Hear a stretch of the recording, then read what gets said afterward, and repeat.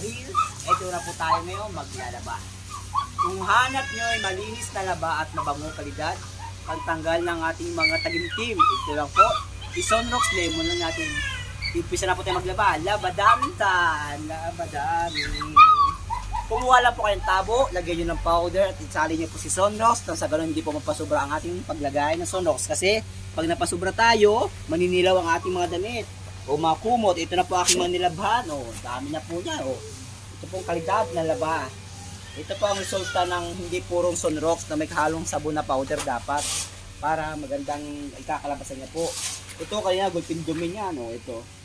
Itong Sunrox na ito ay talagang gamit namin. Matagal na panahon ko na siyang kasama sa aking pagtatrabaho. Kaya kung gusto nyo hanap, malinis na laba, Sunrox, gusto nyo lang yan. Bye-bye! Labadamin, labango, labadamin, kuskus, labadamin.